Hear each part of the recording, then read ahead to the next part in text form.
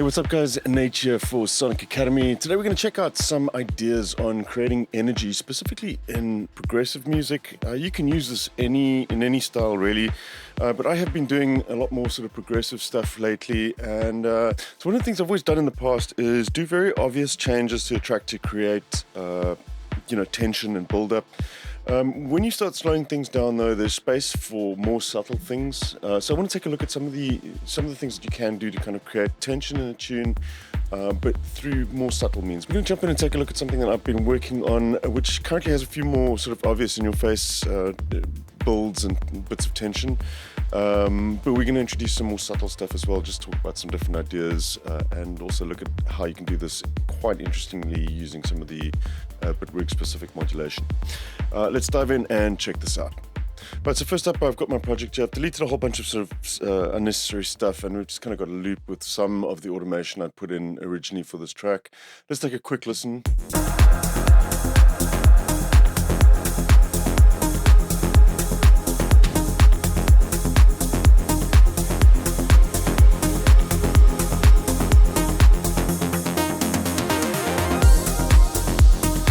So you can see there's sort of very loopy elements going on there, and we want to create more interest and kind of have this track kind of building up, creating more and more energy before we can drop this out. So I'm going to quickly run through some of the stuff that I have done here. For example, I've set up a bunch of macros on things like the bass, for example. You can hear the sort of rolling bass. One of the obvious ways of doing this is obviously by adjusting the filter cutoff. Another thing I like to do is to play around with delay mixes and reverb mixes. You can check this section out if I solo this.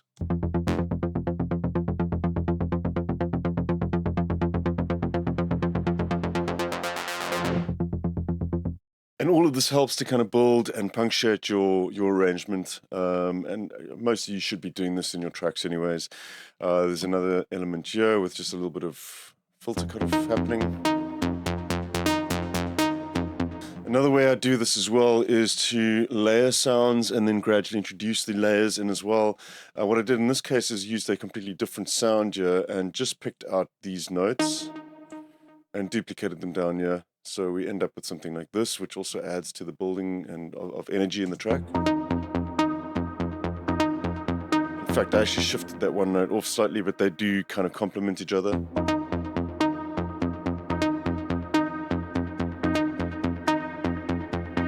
And they really function as a whole in the track. It's one element, this.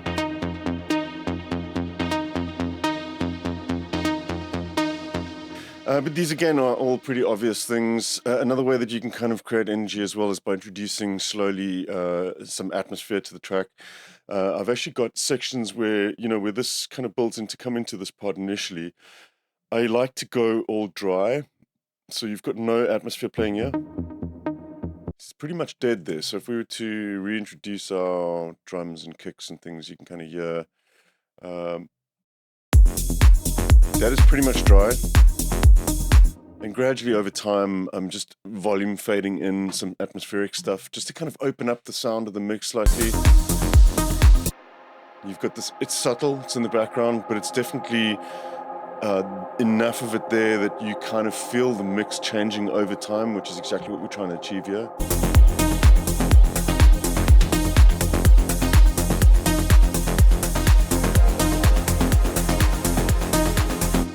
Cool. And then obviously we've got more obvious elements like these snares and so on, obviously, which will, help build up the track there as well, adding energy, the snare rolls, and then there's fills and things which punctuate stuff. So by punctuating things as well, every 16 bars or every 8 bars, it's nice to put in just some sort of little change just to kind of step things up. I do that with the arrangement as well by sort of, I've got 8 bars of this, and then I add in a hi-hat there with some drum machine parts. In fact, this I would probably add in the ride cymbal later on as well, which also helps to kind of build the energy. But let's take a step back from that now and do some really subtle changes, which can almost be inaudible in the track, but can really add to this sort of overall build, especially when you're doing something even deeper than what I'm doing here right now. You can do really deep, minimal stuff, and through subtle changes in the mix, get really nice energy building up through the tune. So one of the ways I want to look at doing this, I mean, you can do this manually through just automating parameters on various different tracks, and we'll look at a few examples. But a nice way to do this is to kind of have a set of global modulators in Bitwig that you can apply to anything at any given time, and they're always going to follow the structure of building things over sort of 8 bars or whatever. Now, there are cases where you may have breaks that are not going to conform to that, in which case you might have to, do things manually from there. But this is a nice way to play around with ideas. And what we're going to do is we're going to come to the project settings here. I've got the project modulation options open here. And we're just going to load up a bunch of different curves that I want to play around with. So I'll start off with one here, and we're typically going to be working with bars here. I'm going to sync this to the project, and let's just, we'll set up 8 bars.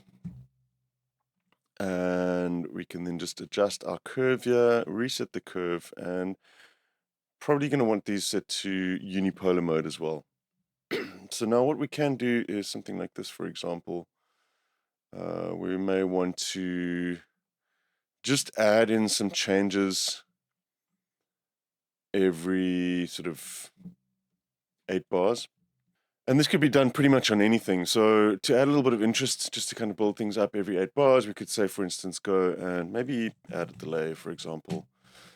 And we could set our delay to, let's maybe even do one like this. There, we'll set that to stereo, add up some of the, a little bit of diffusion, a little bit of feedback on that.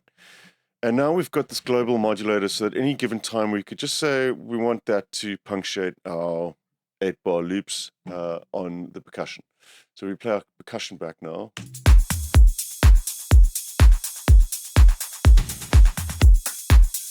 We've got that nice little delay roll happening there, and it's going to happen all the time without us having to do anything at all. I mean, we can come over here now.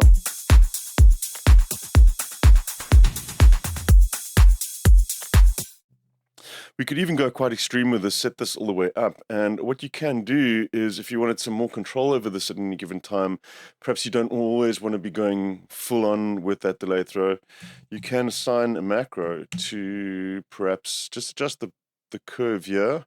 There's 2 ways you could do this. You could actually, let's say, we'll set this to minimum, and we could set that up.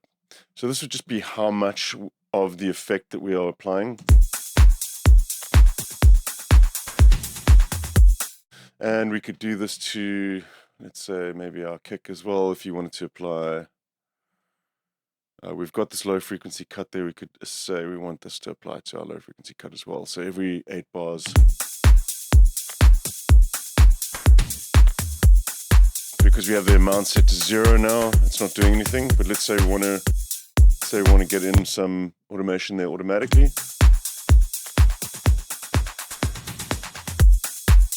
Now every 8 bars we've got that happening, which is really cool. And of course, because this is a global curve that we're using here, you can adjust that at any given time, and it will adjust all of the points that this is happening.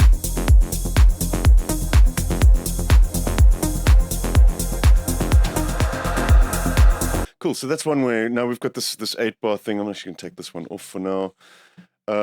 We can also do a longer one, for example. Let's just duplicate this, and we'll have a 16-bar loop running here. And this one, I'm going to adjust the curve to be a consistent rise through 16 bars. Now this one, we can kind of do some pretty interesting stuff with static elements of the track. So for instance, something like our ride cymbal. Now there is scope to create energy in this by modulating something like the pitch, for example. So let's go to our global envelope now, which is synced to the 16 bars, or 16 bars that we have here. Let's take a listen to somewhere here. This is that's going to kind of be where it's going to be at its highest, whatever we adjust. And let's assign this to the pitch. So we're going to use the speed curve here. And I'm just going to pull this one up because we turn down. That's maybe even too much. I want to be even more subtle than that. So now over time, you're not even going to process that in your brain as, oh, they're adjusting the pitch on the the ride cymbals. It's going to be way more subtle than that, but there is definitely this shift in energy as that 16 bars progresses. We can take a listen to this now. You can hear that subtle shift in pitch.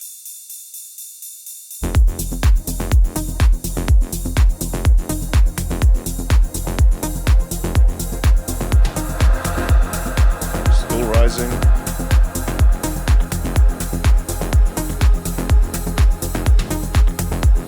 And now we're going to kind of get to a reset point here as well, where we've got our 16 bar break here.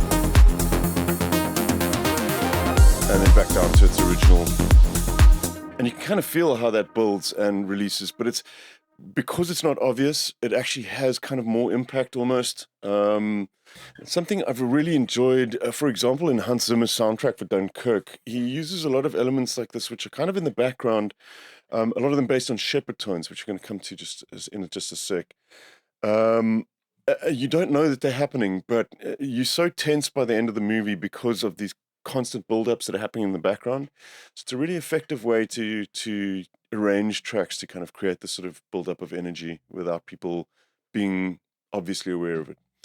Another really great little tool on percussion is to use something like a frequency shifter, for example. Let's take a look at this tambourine loop. What we can do is go and add in a frequency shifter here.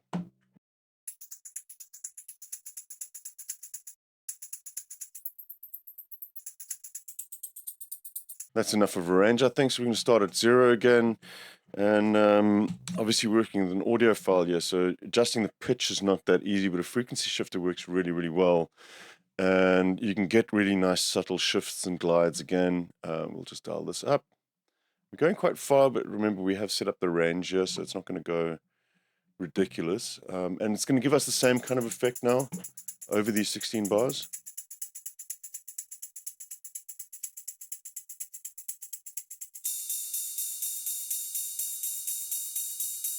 Yeah, just subtle, slowly building the whole time.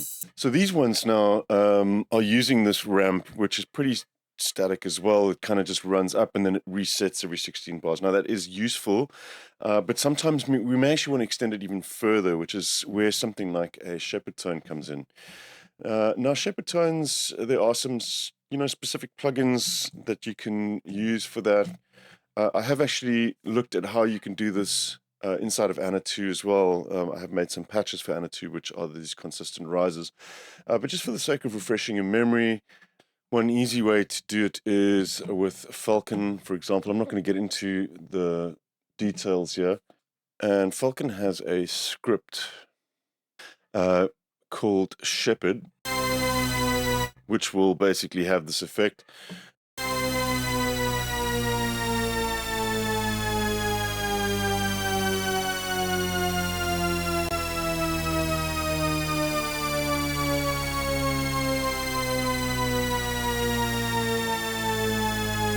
And it's just kind of never ending that. So the main sort of concept behind this is that you have one sound which is coming like from high to low, basically in this frequency pitch that it's doing, but it fades in and out. And as it fades in and out, another one is fading in and out at a different point. They're basically just adjusting the phase of two LFOs that are bringing the sound in and out the whole time whilst it's pitching down. So you can do that with Falcon or with Anna 2 as well, using LFOs, and have the sound kind of running in the background as well. But you can also do this with effects, and it's really easy to set up again using just curves inside a Bitwig, which we'll do now. Let's take something like this mid bass, which is quite static sounding right now. We've got just a little bit of reverb going on there, but those are just more punctuation things. What I'm going to do is I'm going to bring in a chain, for example, and let's bring in a flanger. We're actually going to need 2 of these flangers, but we'll start with just the one for now. We turn down the mix, and we're going to, let's turn that up first just so we can hear what we're doing. We are manually going to adjust the frequency, so we're going to disable the LFO. And that's what we're going to be doing. So we're going to be going from like 3 milliseconds and then frequency, or reducing the delay so that that frequency of the flanger goes up. Now we need a few different curves here for this, and let's just bring in a new curves, and we'll do this one from scratch so you can see what we're doing. What we're going to do here is, again, adjust this by bars. We can, let's say, go 4 bars here. Let's set this to sync. And we'll go unipolar again and reset our curve. So we're going to need one curve that looks like this, which is going to handle the volume fade in and out. And then we're going to need another curve which is going to adjust the delay time that we have here. So we're going to duplicate this one. This one is going to look a bit like this. So that's going to handle our delay time. Now, in order to get this to be sort of endless, we need to have the opposite of that happening on a second flanger. So what we can do now is we can actually just duplicate this LFO that we have. And we'll duplicate this one too. So now we've got 2 sets of 2 here. However, these are currently, if we hit play, they're going to resync now. So these are essentially doing the same thing, but what we need them to do is be opposite to one another. So we can click on this and go to the phase and adjust that by 180 degrees, which is going to give us the opposite value for that LFO. We can do the same with this one, 180 degrees again, and now we have the correct sets that we need here. So now we can assign this one to our mix. So let's just bring that back down. This one we're going to duplicate.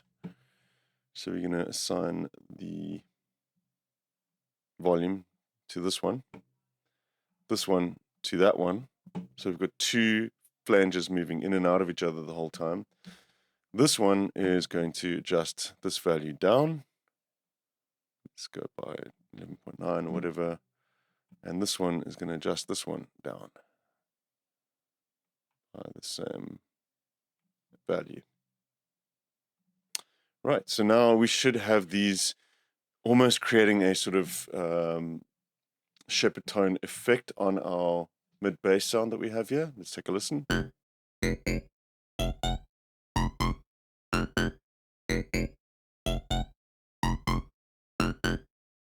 There you go, you got this kind of constant shifting upwards. To make this sort of a little bit more subtle, you could adjust the timing again, and again, because we've done this as a global modulator here, it's pretty easy to go in and just say, let's do this over 8 instead. We'll do this one over 8, that one over 8, and this one over 8. So when we play that back again now,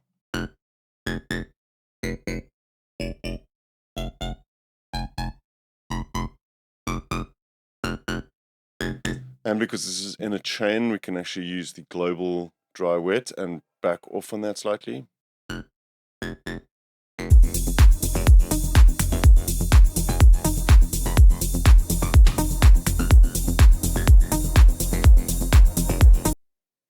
Cool. I mean, we could do one more example of this again, just to show you once you've done the initial setup here, it's pretty simple. And also I should add that if you want to save this out, you could actually just include, it's nice to have these as globals, yeah, but if you want to save this as a patch with this already in there, you could just copy these and transfer them to this patch. And if you wanted to just save that out, you could do that.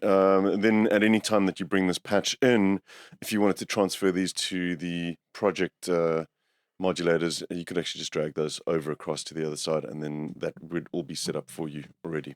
Let's take a look at the atmospheric stuff in the background. What I've done is I've set up 2 phases, yeah, and we've set this up with some feedback. And we're going to, again, manually adjust the frequency here. It's in a chain, so we can adjust the sort of overall dry-wet signal there. And using the same modulators, again, all we have to do is we'll just bring in the volume. Again, the volume on that one. Then the frequency.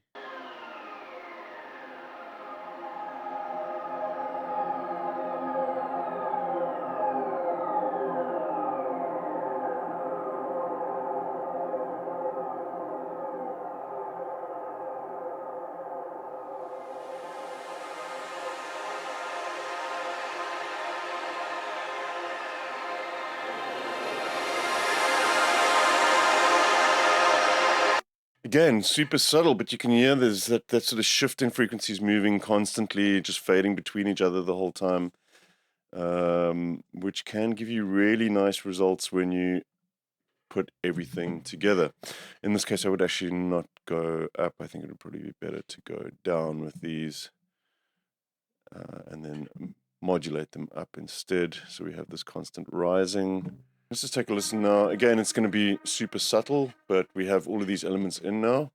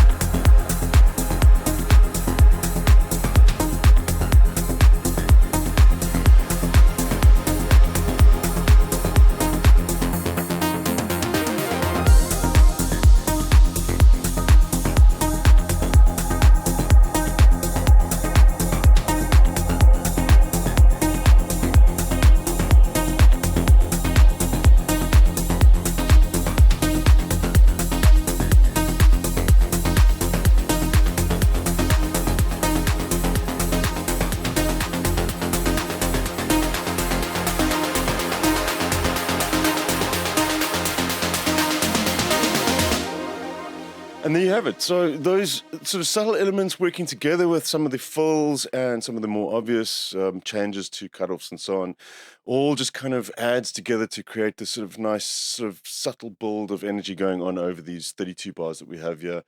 And you don't have to have a lot of elements in the track to make this work. In that case, there's not too much going on here at all. There's just the mid-bass parts and a sub. And two melodic elements. This is not even playing at the moment, with a little bit of atmospheric stuff going on there. So pretty simple. And with some of these ideas, you can really just sort of amp it up a little bit without kind of being too obvious about it. Great. I hope those ideas helped. Obviously, there is countless different ways that you can apply this kind of stuff too. So go and experiment, and happy producing. I'll catch you soon here at Sonic Academy. Till then, take care. Cheers.